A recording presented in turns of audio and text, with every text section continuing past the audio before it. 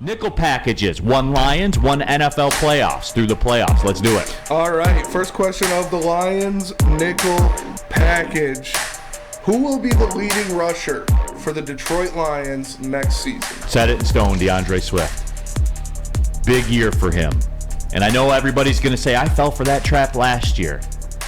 His life is riding on the line. His financial life is on the... He has to play. He has to be healthy. He has to be effective. I'm looking for a Saquon Barkley type effort from him. Wow. Where he is out there, he is available, and he is dynamic.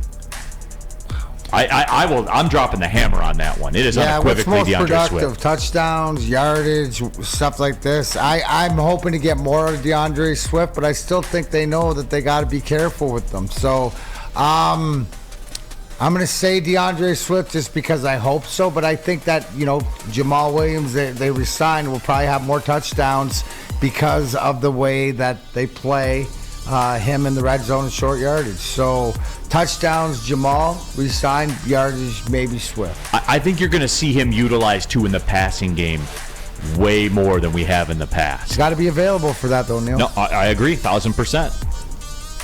All right. I like it. Second question of the Lions nickel package. Can Kirby Joseph and Tracy Walker combination work out there in the secondary? Yeah, I mean, I saw this question. Why would it not, right? Yeah. Why would it not? Tracy's played strong safety before. Yeah. And did you write this question not liking this combo? No, I would expect Tracy Walker probably plays strong. You let Kirby Joseph play free and be the ball hawk he is. But, Tracy Walker is a good player, too. He's coming off the season. Unfortunately, he got hurt last year. But to me, he's a good, effective player in that secondary. So I'm excited to see what these two guys can do. No, and I am too. And you guys know how I feel about Kirby Joseph as well. The football just finds him. I am concerned about Tracy Walker. How can you not be? Mm-hmm. It's a devastating injury. I don't think enough people are. He's back running though. He's shown some videos of him working out. Yeah, and that's cool. Yeah. But it's also another thing when Justin Jefferson's out there running too. That's true. So we keep an eye on that, obviously. Yeah, definitely. Third question of the nickel package for the Detroit Lions at the linebacker spot. Would you rather the Lions just re-sign Anzalone and bring him back, or go after a guy like Trey Edmonds from the Buffalo Bills? I know where everyone's gonna go with this.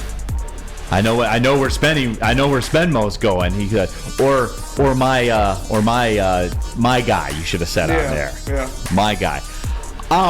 Numbers, man. That's what it boils down to. Because I know that we're all lit, and I know that everybody's excited and stuff like that. But remember the financial freedom, the line of freedom. Mm-hmm. Our Andy Dufresne marker when we get out of the tunnel of Ish is 2024 financially. That's when the cap is truly free. This almost speaks into an Anzalone re-sign, and you're going after that middle linebacker, that effective guy. I guess in Holmes we trust, but again, that all comes down to financials. Yes. Would I like to see your boy Emmons on our team playing the middle? Absolutely. But what does it cost? Yeah. $11 million a year is what they got his market value pegged, man. I'd do it. That's big. I'd do it. That's big money. I think that's a steal for him. You could get 5 Anzalones. I think he's worth 5 Anzalones. But it goes against Terry's rule, though. Who's gonna be the white guy with long blonde hair? That's true. Think about this. That's a good point. I love it, but Now, and a quick fun fact. I'm not saying that my answer is Alex Anzalone, but Alex Anzalone had 125 tackles last season. That's not nothing. The most Trey Edmonds has ever had in a season is 121. Yeah. I'm just saying. You know who Trey Edmonds was playing next to? I understand. Matt Milano. Yeah, one of the best linebackers the Milano kid's pretty Trey good. Edmonds is better than Alex Anzalone. I understand that. I'm just giving some context. That's all. Also, he's a lot better in coverage. And is $11 million to anchor your defense that you like to be an everyday guy, and you have Rodrigo there?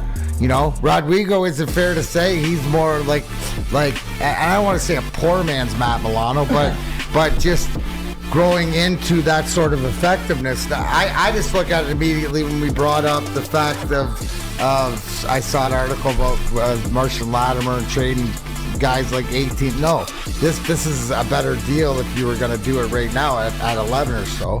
Yeah. Right? Like, this makes more sense. Yeah, and he's 25. But again, to your point, what are we doing with the money? I will say this, to Spenmo's point, you do have my attention on even me. Yeah. Because what have I always said? They were like, Neal, you're so cheap, you would never spend money. I'll pay for quality. Yeah. And that is quality. And that would be a quality contract, too. I think, like, if he wasn't playing next to Matt Milano and he was legit, like, number one linebacker, he'd be going for 18, 19 million. And with Tremaine Edmonds, too, Tremaine Edmonds fits how I buy my cars. Yeah. About 10,000 miles on them usually. That's when I step it. It's maximum value against the cap, right? The depreciation's already been accounted for, but you still got a badass car for less than market if you were to buy it new. Facts. So you know what? You're turning me on to this one, Spenmo. I like it. I'll sign off on that one. All right, I like it. Next question of the nickel package: are Jerry Jacobs and Jeff Okudah the starting cornerbacks for the Detroit Lions next season? Can I answer that after the 18th pick of the draft? No. Oh, I got to answer it now? You got to answer it now. You know what? When we're doing the draft show, come back and say, Neal, you remember that fourth down question I had to ask you back in January? I can ask you now, you said. Forecasting? No. Because if you take a cornerback at 18, I'm not a fan of it at 6, but at 6, at 9, at 12, at 18, wherever they end up, if you take one, he better be starting. And he will be. I say no more to the fact of I think that there might be something there with the Okudah not being there, right? So I just think that, right now until I hear something different, yeah, I think Jerry Jacobs is one, but I don't think Okudah is the other one. Yeah. So whether it's because of what you said, the draft pick, or because they're moved on, or the end of the season, and I know that it was injury, elbow, and stuff like this, but something doesn't smell right to me, and that could just be me. No, I think you're right.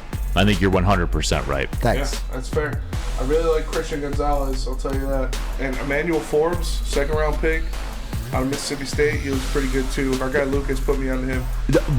Mississippi State, they pump out some corners. Pump out cornerbacks. And they're always second round picks. Yep. They're never like the first wave. They're always the second wave. Yeah. Darius Slay and those dudes, man. Yeah. Those corners out there. Well, look who you're checking every day. Mm-hmm. Every game you play. Big time SEC receivers. Yeah. The guy, Emmanuel Forbes, he's got the most pick sixes in FBS last year, and I think he's got the most in FBS history, for a single player. What's the problem? Is he 5'11" or 5'10"? No, he's just, I don't know. He's big, he's long, he's got great closing speed. No, he's fast. He's impressive. Go watch his tape. I watched his tape yesterday. I was really impressed. Yeah, I will. I'm gonna have to peep that out. Well, my buddy, one of my buddies, close friend, he's a Mississippi State slappy. Reads the recruiting message boards. Yeah. He's even more of a slappy than Sam Flannel is, except he's based in reality. Yeah. So that's the difference. Yeah, Rad is right. He's a little skinny, but he's between Flannel and Terminally Ill Dennis. Yes. Yeah. Absolutely. Well, the reality is Mississippi State always is and always has been mid. Michigan has reached heights that Mississippi State never has and never will. Wasn't Mississippi State the number one team in the nation 5-6 years ago? Yeah, and they got that ass number one. They got that ass whooped by Alabama. That was when Dak Prescott was their quarterback. Yeah. Okay. So they have been number one in the nation. So what does that mean? You're acting like, Mississippi State. That's right. That doesn't fit your narrative because Michigan hasn't got there. So. I mean, Michigan's won a national championship in '97, but half. We should get the half. We got to get the half T-shirts. Yeah. Half a championship. Yeah. That'd be good. Get stick in here now. A, he owes me dinner, and B, we got a great T-shirt idea. That's fair. But all right, final question of the Lions nickel package. He flirted with a lot of jobs, but eventually came back and will be the offensive coordinator for the Lions. But is this the final year of Ben Johnson's reign as offensive coordinator for the Detroit Lions? I'll always lean no in these questions because you don't know what the landscape is for coaching. You don't know what jobs are going to come open. You don't know how many coaches will get fired. Now, we're in a cycle now, and I think the cycle's pretty firm where 5 to 6 guys are always going to get gassed every year because there's 5 to 6 really bad teams every year. So it's funny how that runs in concert with each other. I think, though, we'll see some truth to what we said. Hey, Ben Johnson, I think there's a faction of people that think that Carolina Panthers offered Ben Johnson $50 million, and he was like, no, I'm staying in Detroit to finish the job. No, that isn't what happened. It's just, I think it's one of those things where we'll know the answer to that question. If he doesn't get a starting job again, we know that maybe one wasn't offered. But if he does get a job, he was really out looking for a job this year and just didn't get an offer. No, I think that is his resume. And I think it's just what he's going to put together. So I don't expect him. I think this is the new age of offensive coordinators and coaches that are getting in there when they're younger. And with Ben Johnson, it's not, I know last year was his first year as a full-time OC, but he started in the tight ends department, started in the facility, been there even under the Patricia regime. So I don't think he'll be here. I think he's going to get better and better, and I think that right now he's the short list for a lot of these owners. They have his name in their mouth to watch out how he does because of what he did last year. Now, it's also, too, what he done for me lately. If they come out and the offense doesn't perform like they did and we don't make the playoffs and the Lions don't have the team success, that'll hurt him. But I think he's in a totally different situation, that he's, the next one of the next hot commodities to go. And I expect after the success of next year, it'll be somebody's going to pay him the bag that he wants.